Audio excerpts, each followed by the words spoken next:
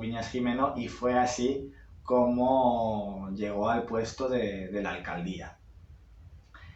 Por otro lado, este señor, Rodolfo Viñas, luego volvió, aunque ganó en votos, no en escaños, que ahí hubo empate, las elecciones de 2019, no ganó, por lo que ahora también os contaré, y en marzo de 2022 volvió a la alcaldía mediante el liderazgo de la moción de censura que se celebró en el 10 de marzo de 2022, y desde entonces es el actual alcalde de Cadrete.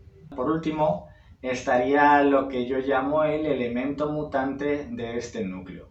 No mutante porque tenga superpoderes, ni porque tenga ninguna malformación, al menos que yo sepa, sino que es el elemento mutante porque es el que hace mutar el lugar donde reside el poder.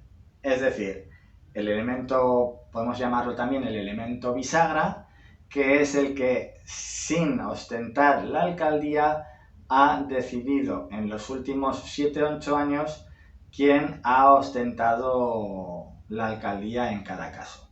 En este caso, el elemento mutante lo ejerce este señor del que os voy a hablar, el señor Alberto Martínez Álvarez, y la trayectoria de este señor, cuanto menos, es bastante curiosa.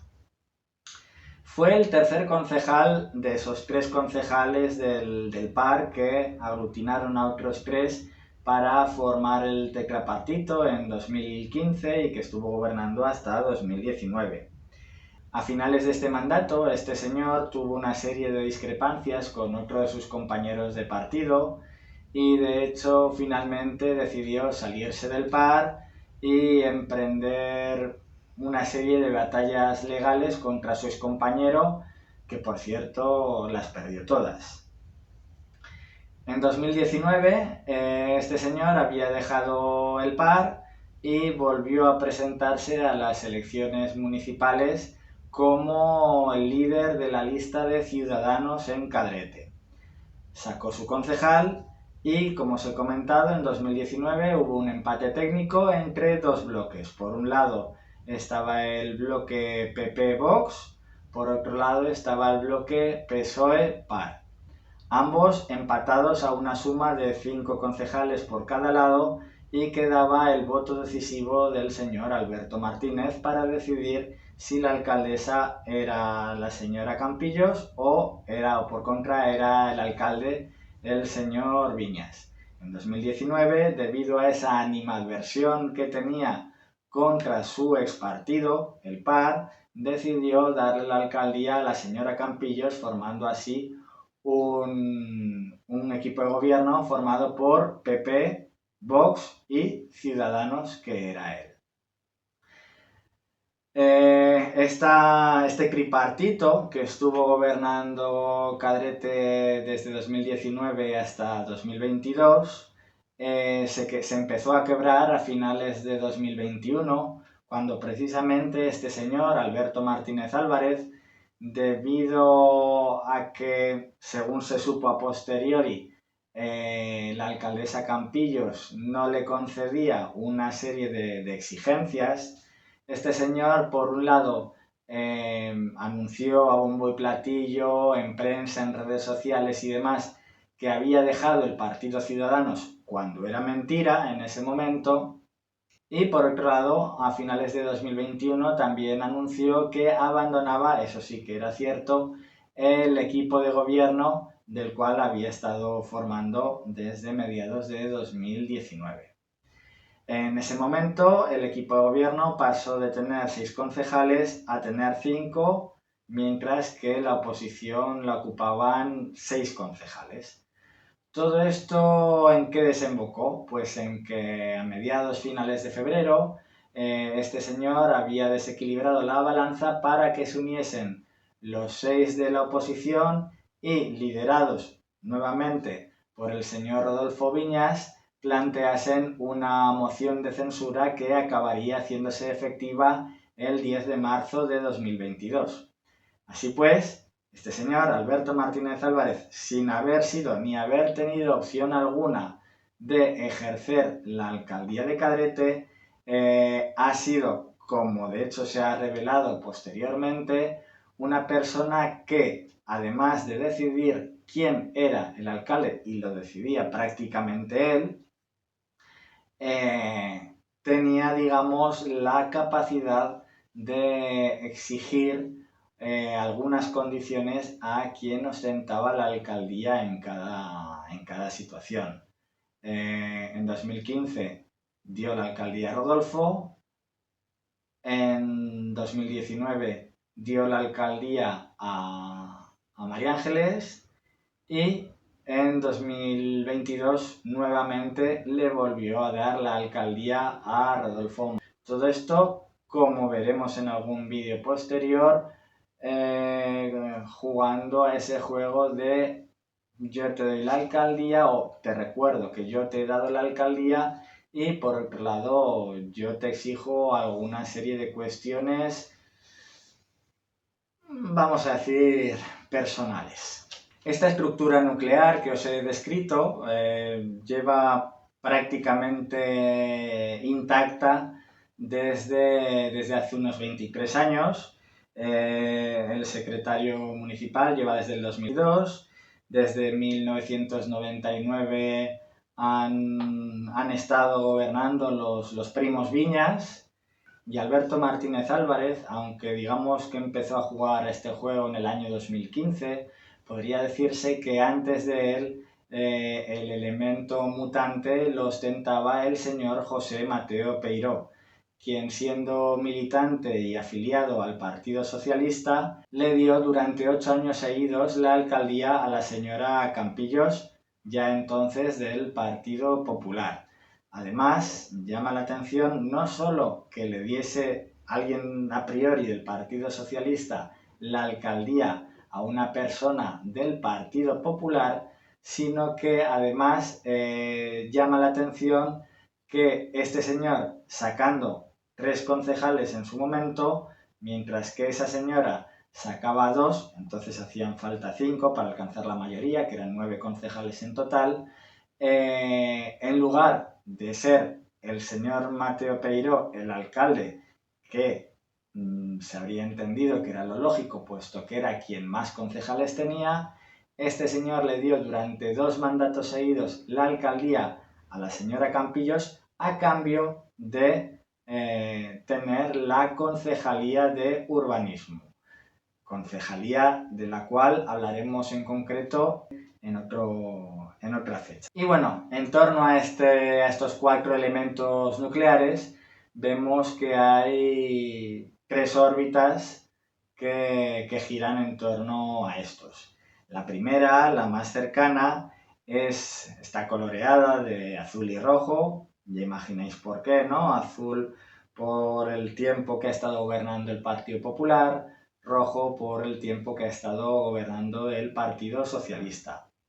Esta órbita es la más cercana porque podría decirse que está formada por aquellas personas que, digamos que en su mayoría están más íntimamente ligadas al alcalde o alcaldesa de turno. No quiero decir más allá en respecto a casos concretos, pero es sabido por todos que, sobre todo en municipios pequeños, que la probabilidad de que se formen ciertas redes clientelares en los pueblos pequeños es alta. Teniendo en cuenta esa probabilidad, digamos que esta dualidad PP-PSOE durante este cuarto de siglo, además teniendo en cuenta que estos dos primos se llevan mal, pues ha generado una polaridad en la gente del municipio, marcando una gran diferencia entre los que piensan más, digamos, de derechas o los que piensan más de izquierdas. Ojo, también quisiera aclarar que este esquema tampoco significa que todos los que estén, digamos, en esa órbita más interna, roja o azul, eso no significa que todos los que estén en esa órbita tengan, digamos, tratos preferentes o relaciones clientelares con ese núcleo, ¿no? Puede haber gente que esté en esa órbita, que sea ajena a esos acercamientos, pero en general esa órbita, digamos que es más cercana a ese núcleo, ¿no? Formado. Hay gente que está por convicción ideológica ahí y no tiene nada que ver con ese núcleo, con esa estructura. Por si acaso lo dejo claro, no quiero que tampoco ahora se vaya diciendo, oh, es que Manuel va diciendo que todos los que votan a este o a este son así. No, no. En esa órbita hay casos en los que hay favorecimiento y establecimiento de redes clientelares, pero no todos los que están ahí tienen por qué participar de ello, ¿vale? Eso quiero dejarlo también bastante claro. Eso sí, el hecho de que existan esas redes, esos tratos, en algunos casos, es lo que hace que esa órbita esté mucho más cercana y produzca un efecto mucho más polarizador que el resto que lo que sucede en el resto de órbitas que os voy a explicar. Tenemos también la órbita intermedia, pintada de amarillo y verde, simbolizando la gente afín al PAR y a Vox, que si bien han tenido últimamente cierta influencia sobre la política de este municipio, no han llegado todavía al alcanzar ese poder, ¿no? de la alcaldía y no se han establecido unas relaciones tan íntimas entre esa gente afín a esos partidos y esas ideologías que representan y las estructuras más elementales del ayuntamiento. Por último estaría esa órbita más externa, sin color, más amplia y más alejada de lo que es de lo que son los elementos nucleares y la gobernanza de este municipio. Ahí en esa órbita pues estaría la gente que es afín a unos partidos, unas ideologías más minoritarias, la gente que se considera política y no se interesa por cómo se dirige el municipio, o la gente que, digamos, utiliza este pueblo más como pueblo dormitorio que como lugar donde desarrollar su vida habitual, ¿no? Y en ese caso suelen desarrollar su vida habitual en la capital, en Zaragoza, mientras que Cadrete es más, digamos, su dormitorio, su lugar a refugiarse, ¿no? En sus respectivas casas. Entonces, esas personas, lógicamente, no se preocupan tanto por las cosas que sucedan en el municipio, mientras a ellos en sus casas no les suponga un trastorno muy grande. De hecho, he considerado oportuno mencionar a estas personas que utilizan Cadrete mayoritariamente como dormitorio más que como municipio en el que desarrollar sus respectivas vidas, porque es precisamente esta estructura social la que buscan las clases dirigentes para mantenerse en el poder. Cuanta más gente haya que menos se interese en cómo se gestiona el municipio, más fácil es que estas personas se mantengan donde están. Lo que incluye perpetuar ciertas prácticas y clientelismos ya largamente instaurados en el municipio. Además, la estructura urbanística de este municipio también ayuda a que se mantenga esta estructura social que a su vez favorece que las clases dirigentes puedan mantenerse donde están y efectuar esas prácticas irregulares de las cuales también os hablaré en sucesivas semanas.